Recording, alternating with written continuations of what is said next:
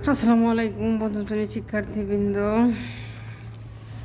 আমরা আজকে 5 নম্বরে নিচের সাধারণ ভগ্নাংশগুলোকে দশমিক ভগ্নাংশে এবং দশমিক ভগ্নাংশগুলোকে সাধারণ ভগ্নাংশে প্রকাশ করি। সম্ভব হলে ভগ্নাংশকে তার লঘিষ্ঠ আকারে প্রকাশ করি। এখন যেহেতু আমাদের এখানে আছে কি সাধারণ ভগ্নাংশ আছে, এটাকে আমাদের কি করতে হবে?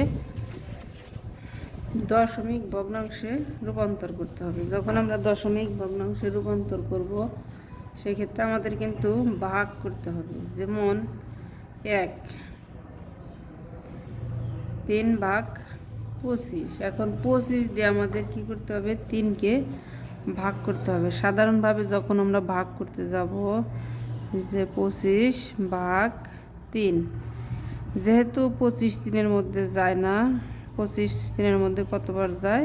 যায় না মানে যায় না, 0 বার যায়। 0 বার গেলে 25 0 0। এখন 3 এখানে নিয়ে আসলাম।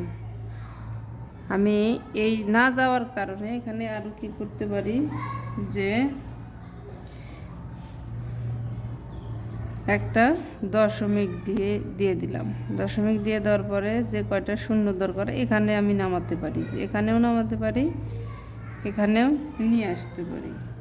সেই হিসেবে আমি এখন 3 এখানে নিয়ে আসলাম। দশমিক বিন্দু আমার ভাজকে মানে ভাজ যে ছিল ভাগফলে বসিয়ে দিলাম। এখানকার দশমিক বিন্দু এখানে উঠিয়ে দিলাম। এখন আমি এখানকার শূন্য নিচে কেটে নিয়ে আসলাম। 3 25-এর মধ্যে কতবার যায়? 30-এর মধ্যে 25 একবার যায়। 25কে 25। এখন এটার থেকে যদি আমরা বিয়োগ করি, বিয়োগফল 5। এখানকার শূন্য রয়েছে, শূন্য কেটে নিয়ে আসলাম। 2 বার যায়। 25 দুগুণে 50।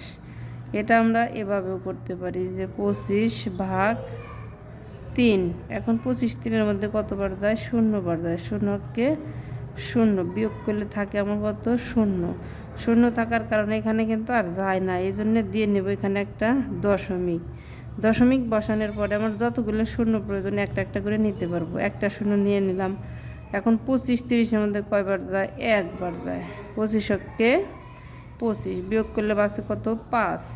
এখানে কোনো কিছু নাই, এই জন্য আমি তো দশমিক বসিয়ে নিয়েছি, সেই হিসেবে আরও শূন্য দিয়ে নিলাম। এখন এই 50-রে 25 দিয়ে কতটা গুণ করলে 50 হয়? 5 দুগুণে মানে 25 দুগুণে 50। আমার ফল কিন্তু ঠিক হলো।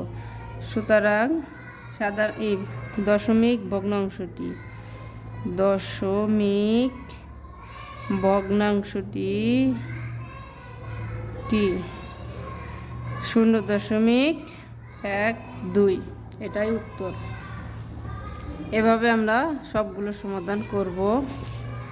2 নম্বরে আমাদের আছে 4/3, অর্থাৎ 4 দিয়ে আমাদের 3কে ভাগ করতে হবে। যায় 0 বার, 0কে 0, 3 বিয়োগ করে নামিয়ে নিলাম। এখন 4-এর মধ্যে যায় না, এই জন্য একটা দশমিক এখানে 0 দিয়ে নেব। 4 7 28 কতবার যায়? 7 বার যায়। 4 7 28 বাসে কত? 2 দিয়ে নিলাম। আর একটি 0। 4 5 20 মিলে গেছে। তাহলে আমাদের সুতরাং দশমিক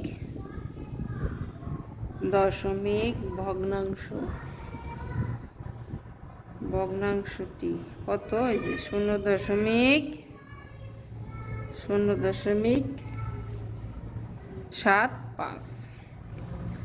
এটা শেষ। এখন আমরা দশমিক ভগ্নাংশ আছে এটাকে সাধারণ ভগ্নাংশে রূপান্তর করব। সেই ক্ষেত্রে আমাদের কি করতে হবে? উপরেরটা ঠিকই রাখতে হবে। 6কে 6, দশমিকের জন্য একটি 1 আর ডান পাশে একটি সংখ্যার জন্য 0। এখন এটাকে যদি আমি কাটাকাটি করি, যদি 5 দিয়ে কাটি মানে 2 দিয়ে কাটি, 5 দুগুণে 10, 3 দুগুণে 6, তাহলে 3-এর 5 হলো আমার। সুতরাং সাধারণ ভগ্নাংশটি এখানে কি লিখব? সাধারণ ভগ্নাংশটি 3-এর 5। 4 নম্বরে আমাদের কি আছে 0.25। এটাকে যখন আমরা উপরের লব আমাদের ঠিকই থাকবে, হরকে আমরা কি করব, উপরে যে সংখ্যা আছে এই সংখ্যাই থাকবে। তাহলে এই দশমিকের জন্য একটি 1, আর কয়টি সংখ্যা আছে, 2টি সংখ্যা, নিচে 2টি শূন্য হবে। এখন এটাকে যদি কাটাকাটি করি, 4 25-এ 125, 25 4। একইভাবে এটা বলবো যে উত্তর সাধারণ ভগ্নাংশটি 5 নম্বরে আমাদের বলছে কি 0.075। এটাকে যখন আমরা সাধারণ ভগ্নাংশ রূপান্তর করতে যাব, উপরে 75, 75 ঠিকই থাকবে। এখন নিচের ক্ষেত্রে আমার কি করতে হবে, দশমিকের জন্য একটি 1, কয়টি সংখ্যা আছে 1 2 3, তাহলে 3টি শূন্য। এখন এটাকে যদি আমি কাটাকাটি করি, এটাকে যদি আমি 5 দিয়ে কাটি, 5 25-এ 5 দিয়ে কাটলে 5 15 75। এটাকে যদি আমি 5 দিয়ে কাটি, 5 দুগুণে 10, আর কয়টা শূন্য আমাদের, 2টা শূন্য।